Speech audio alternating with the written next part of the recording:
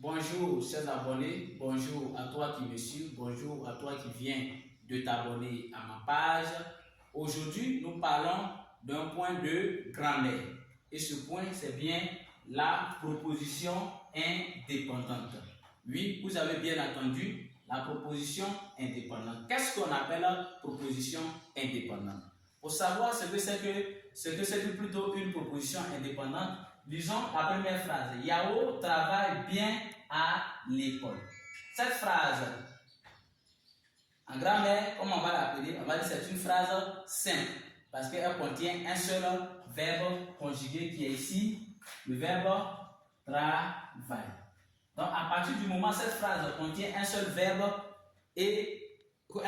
conjugué et qu'on appelle une phrase simple, on peut aussi l'appeler donc une proposition indépendante parce que la phrase, elle est libre.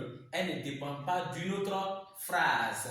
Elle n'est ni une principale, ni une phrase subordonnée. Donc, la phrase simple peut être aussi appelée une proposition indépendante. Tu vas me dire, mais c'est quoi une phrase simple? Une phrase simple, c'est une phrase où on trouve un seul verbe conjugué. Mais aussi, il y a des propositions qui seront juxtaposées, c'est-à-dire qu'elles seront composées dans une seule phrase. On peut trouver plusieurs propositions indépendantes.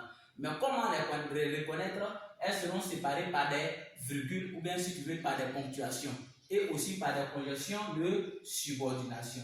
On va prendre d'abord la deuxième phrase ici qui est là.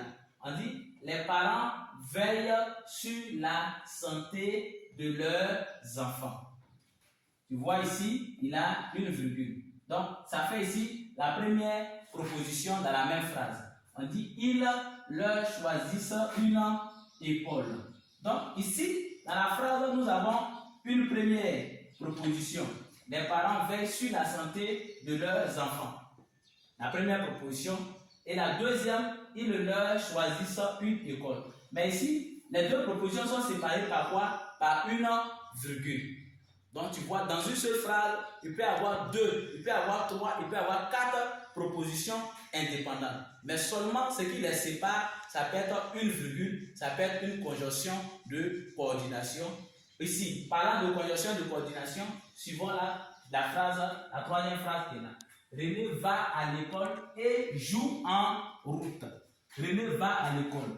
Une phrase qui est ici, une phrase simple, mais en même temps une proposition indépendante parce qu'il y a un seul verbe conjugué qui est le verbe aller, va.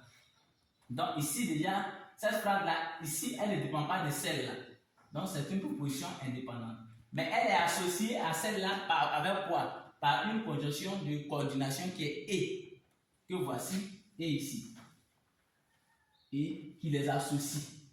Donc, joue en route. Ici, voici le verbe conjugué et voici le complément. Donc, aussi une phrase qui devient donc une proposition indépendante. Pour résumer, il faut savoir qu'on appelle une proposition indépendante dans une phrase. La proposition indépendante, elle contient, c'est une phrase simple d'abord. La proposition indépendante est une phrase simple.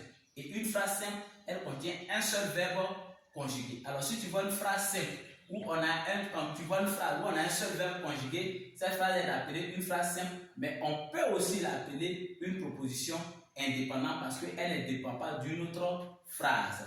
Mais dans une phrase, ce qu'il faut retenir aussi, dans une phrase, on peut avoir plusieurs propositions indépendantes, mais qui seront séparées par des virgules, si tu veux, par des ponctuations, et aussi par des conjonctions de subordination.